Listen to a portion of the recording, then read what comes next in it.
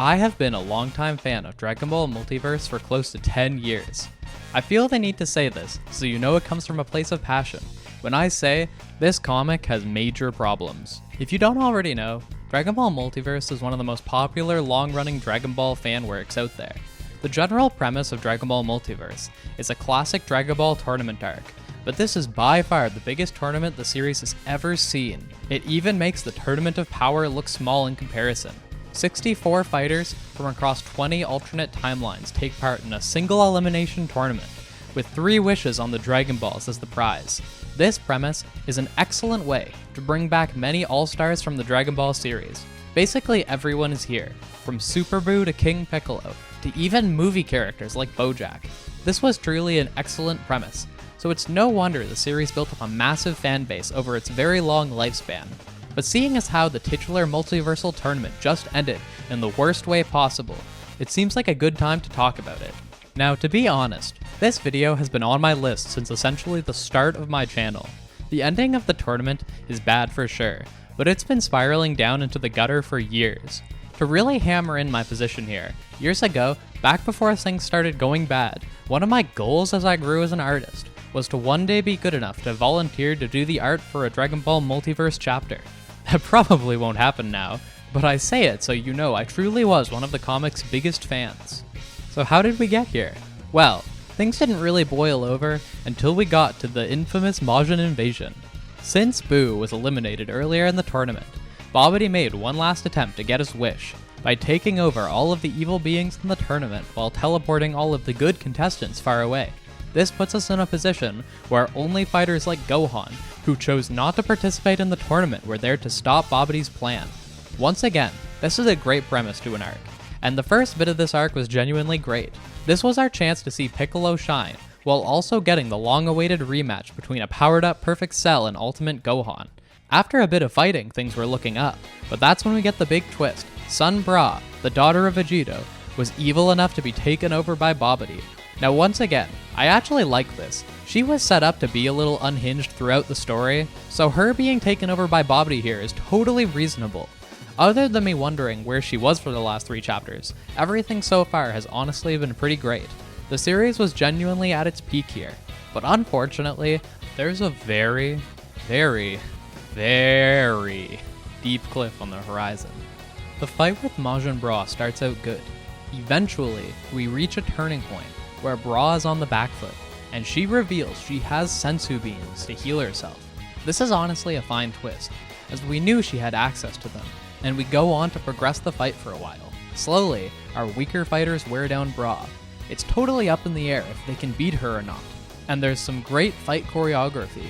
But then, after the gang hits Bra with a sick combo, she just goes over to Piccolo and takes another sensu bean. The first time she ate a sensu bean, it was fine, but the second one just feels incredibly repetitive. This is functionally the end of the fight, but we drag things on for another full chapter, having Bra going around essentially stepping on ants. There's absolutely no tension here. Then, finally at the very end, it's not killing her brother/father figure that breaks her out of her mind control, but instead, it's her main timeline counterpart, calling her weak. There's a flashback here where they seemingly try to justify Bra's insanity by showing a flashback of Vegito threatening her. We follow this up immediately with a special on Vegito's universe, where we elaborate on that flashback. In it, we learn the reason Vegito said that. It was because Bra had gone crazy and destroyed an entire planet full of people, including her brother Goten. Then, after regaining control of herself, Vegito tells her what she did. But instead of feeling any empathy, she's instead happy that she surpassed Gohan. Bra is genuinely a psychopath. What was Vegito supposed to do here? Regardless of how you spin this, the idea that she's the way she is here because Vegito was a bad parent and traumatized her here makes no sense. She was clearly a maniac long before this experience. Once things are over, Super Buu takes everyone back to the arena and shows them what happened. Of course, Vegito isn't pleased, leading to him trying to go through with his promise of killing Bra. This takes us to the main problem here. We are essentially trying to shift all of the fault onto Vegito and absolve Bra of everything. Vegito goes on to be completely stopped by the writer's OC, and all of the characters dogpile on him. There's really two problems here. Firstly, I think it's out of character for Vegito to immediately jump to execution. His relationship with Bra has clearly been complicated, and he was clearly conflicted on the topic. The second being the following wank session, where everyone just forgives her and blames Vegito for all of Bra's issues. I agree that Vegito shouldn't just assassinate her here, especially because the situation involves mind control, but it really just seems like the writers want to blame Vegito for everything, but this shift in the story just wasn't properly set up in any way. Now there are two scenes people often use to argue against me here, so let's go over those. The first being when Vegito was eliminated from the tournament. He's mad that his opponent won through a cheap technicality instead of fighting, but Gohan tells him to back down. Vegito leaves to cool off, and thinks about how he wanted to attack Gohan. I'm not sure what people are trying to prove by bringing this up. Vegito shows great restraint here. Lots of people have violent thoughts. It's whether you act upon them or not that matters. And in this case, Vegito very maturely takes some time to cool off. The other example is the first time Bra loses control of herself, and Vegito tries to train her in the time chamber, but he rage quits and leaves. This is definitely a bad parenting moment, but everyone has bad moments. This one scene doesn't prove to me that Vegito is a bad parent. We see lots of positive parental moments from him in other specials and in the main comic itself. Regardless, Gohan takes over and helps Bra anyway, so even if Vegito failed here, Bra was still given proper parental guidance, but despite that, she still goes berserk again later. So seemingly, Vegito could have been the best dad in the world, but Bra was still destined to be a psycho. Vegito's concerns of needing to take care of Bra before she's stronger than him are totally rational. What would you do if you were Vegito here? This brings us to our main question. Why is the writer doing this? Well, it's all because halfway through the tournament, Bardock had several visions. One of said visions included Vegito seemingly going crazy and becoming a villain.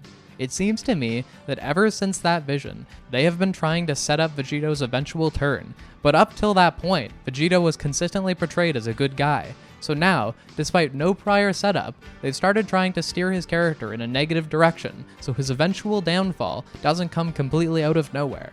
Later on, to continue that trend, when Goku and Vegeta reveal they broke through the Super Saiyan barrier and found a way to unleash all of their power in their base form, for some reason, Vegito is annoyed that they found a stronger form before him. This level of pettiness just feels out of character for someone who's 50% Goku. The most recent development with Vegito is that he's too powerful for Namekian healing, and since Bra destroyed all of his senzu beans, he can't regain his exhausted power. But this is honestly kinda confusing, because it seems like he also just never regains his power passively either. Now, since I was a massive fan, I know that in the novelization of Dragon Ball Multiverse, they established that Vegito actually can't sustain himself off normal food, and needs senzu beans to survive, leading to his now diminished power. But they have literally never established this in the comic itself. I understand show don't tell, but some things are too complicated, and you do actually need to explain them. They mentioned Namekians can't heal Vegito early on, but it's not really clear that he can't heal passively over time either. For someone who only reads the comic and not the novelization, them making this an important plot point feels like it comes out of nowhere. I'm also assuming his starvation is going to later become the justification for Vegito's deteriorating mental state, leading us to the recent events where the big villain of Dragon Ball Multiverse offered Vegito some very dubious looking food to help him. It's pretty likely that this evil senzu bean will be how the villain ends up controlling Vegito later, but for now, that wraps up that issue. Moving on, I have two other major issues we need to discuss about this comic. Hold on, before we get to that, if you can't tell, I have a lot of strong feelings towards Multiverse. Due to that, I feel like my original script maybe went a little too hard into bashing the comic. For that reason, I'm adding in some sections where I talk about some of the good things from Multiverse, because there genuinely is a lot of good stuff in here as well. The first thing I want to talk about is how Multiverse stayed true to the power scale from Dragon Ball Z. While GT and Super both immediately have everyone get a bajillion times stronger, Multiverse understands that it was a plot point in the Cell Saga that our characters were reaching the peak of their power, and any additional gains were difficult to obtain. So the power scale stays mostly grounded and reasonable. In Dragon Ball Z, Ultimate Gohan was by far the strongest character at the end of the story, and Multiverse gives Gohan the respect he deserves, unlike Super and GT. In fact, I just love the direction Multiverse takes with Gohan in general.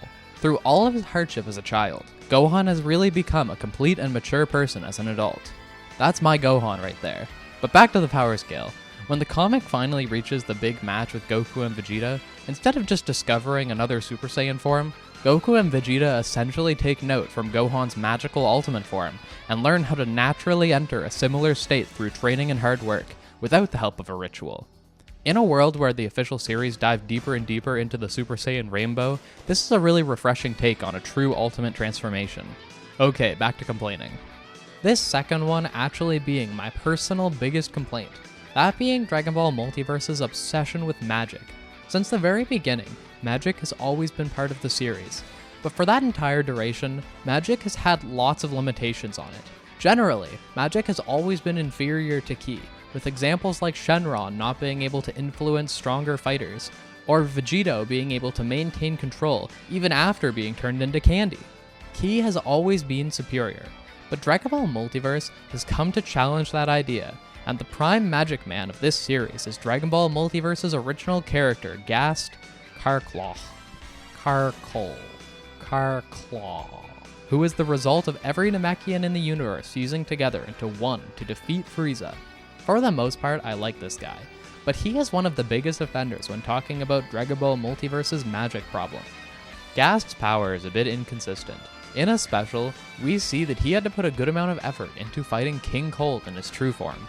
That Cold is said to be around Android 16 level, but in the tournament, we see that Gast is able to defeat a perfect Cell-level Cell Jr. Then, even further beyond that, he's able to keep up with a Super Saiyan 3 Vegeta, who at minimum is only a bit below Buu Saga Super Saiyan 3 Goku. So he's either very weak but skillful at the low end, or somewhere between Super Saiyan 2 and Super Saiyan 3 Buu Saga Goku. Regardless, that puts him several times below all of our stronger characters in terms of raw power. Seeing as how Dragon Ball Multiverse is a continuation of Dragon Ball Z, it makes no sense that he can use his magic to contain someone as strong as Multiverse's ascended Super Buu. Well, actually, Multiverse is somewhat consistent here.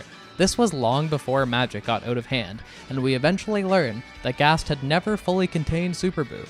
But all of that changes when we see Gast is able to immobilize Super Saiyan 3 Vegito with a wave of his hand. This is absolutely a contradiction with Dragon Ball Z. Even Multiverse itself agrees this shouldn't work, as it's stated in Multiverse that magic can be negated by being thousands of times above someone else, but Gast is still able to completely stop Vegito at full power here.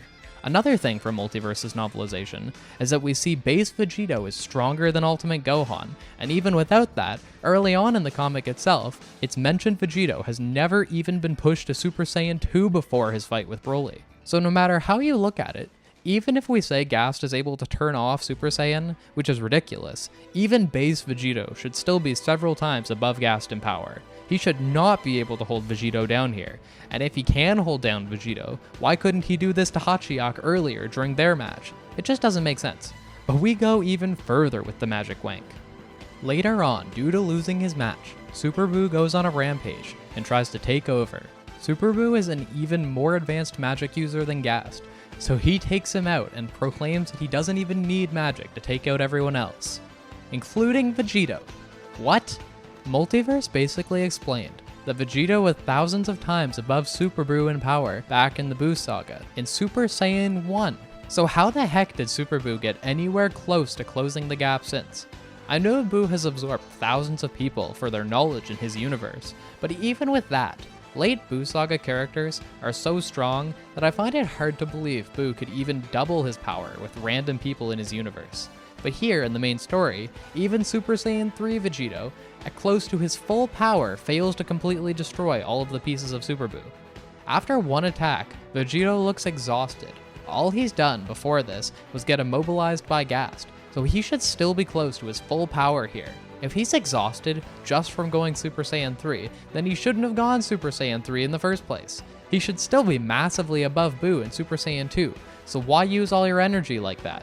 It's just a lame excuse because the writers want Buu to win, despite it not making sense. And to go even further into that train of thought, Buu is fighting the entire arena through several clones of himself. How is Vegito tired here, but Buu isn't getting exhausted from having to divide his efforts between so many individual fights? It just doesn't make sense. The writer just wants Buu to win. The worst part about this is Buu gets sent back to his universe after this anyway. It's seemingly going to be a major plot point later that Vegito is out of energy after this fight, so it would genuinely make more sense in the plot if Vegito pushed himself to the limit here to destroy every bit of Buu in the universe. That would have made for a much better explanation as to why Vegito is exhausted after this, while also having an actual character beat Buu, instead of it just being explained that the organizers thought of a contingency plan. But somehow, things once again get even worse than this. Hey, Future Uraza here again to share another positive thing about Multiverse. I really like all of the world building the comic has done for all of the individual universes in the story. Many characters like Janemba and Cooler are present in the tournament, despite their movies not really fitting into the Dragon Ball timeline, so great attention has been put in to make everything fit into the story. Beyond making sure everything fits together, there is some really creative choices in terms of how events progressed in the different universes. Like how in Universe 9, it seems like the humans had to make do without the help of Goku, or in Universe 4, where after Super Buu defeated our gang in his universe, the influence of Goku changed him for the better, adding enough good into Buu to the point that instead of being a destructive force for evil, he goes on to become a benevolent overseer of his universe. Or the very interesting Universe 3, where Bardock succeeded in rallying the Saiyans to fight Frieza, but despite that, they still eventually fell to the wrath of the ghost of the Tuffles Raichi. In general, they did a really good job including so much interesting extended lore for all of these individual universes. Some people complain about how long it takes to progress the main story with all of these specials, but 20 years down the line, there will be so much interesting supplemental material for a fan to dig into. In that same line of thinking, some people complain about the pacing due to the way they release one page at a time, but I'd actually say the pacing of the comic is really good. They usually keep to fewer panels per page, which gives each piece of art more room to breathe. The paneling in general is excellent, and you almost always know exactly what's happening from a glance. And that's really important to me, because that's one of the biggest strengths of the original Dragon Ball manga.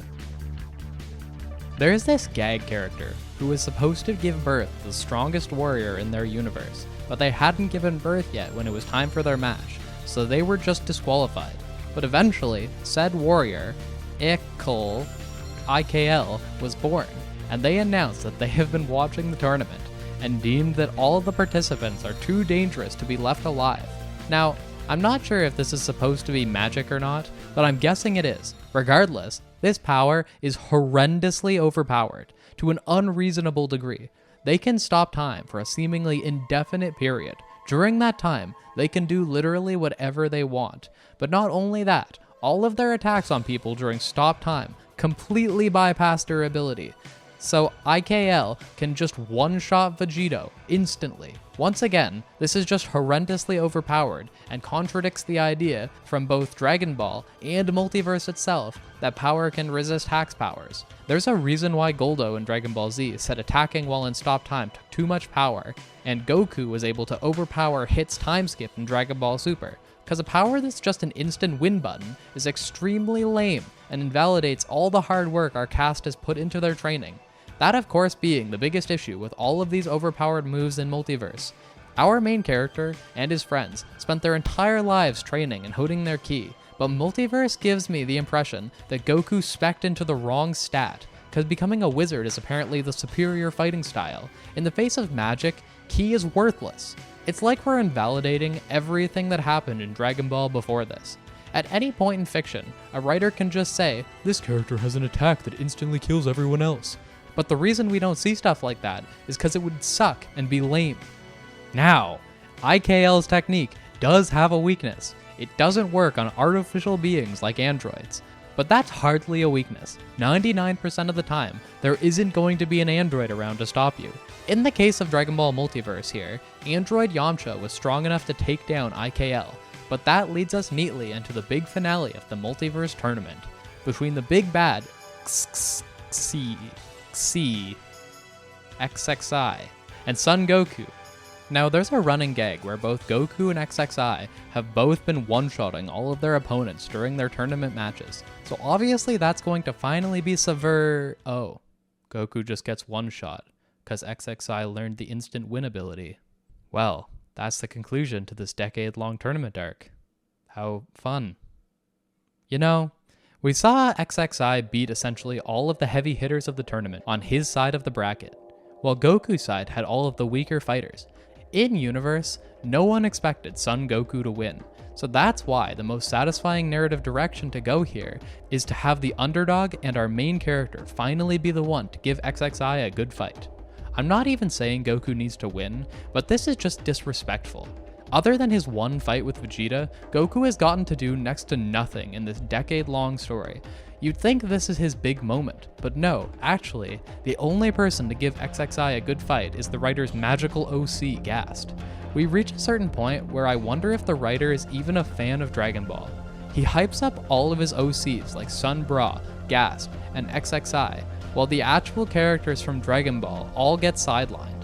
Going even further into my speculation, I feel like ever since the Majin invasion arc, after the comments turned on the writer, he started disrespecting characters like Goku and especially Vegito out of spite, wanting to further piss off all the negative commenters. But even without that, so much of this feels completely tone deaf to what makes for a satisfying narrative. All of these things like plot holes and bad character writing all feel so amateurish. But this guy has been writing fanfic for so long, you'd expect him to improve as a writer over time. Well, I have another theory about that. For a long time, Multiverse was a fanservice fest. It was promoted on the fact that it's just a big all-star tournament, and for years, that's all it was, a series of fights between Dragon Ball characters, with no greater narrative. So when he finally threw his hand into writing a serious narrative, he fell into many writing traps, like Mary Sue characters, egregious plot holes, and incoherent themes. Multiverse feels amateurish because it was written by an amateur, and that is my final issue with Dragon Ball Multiverse. It just doesn't feel like Dragon Ball.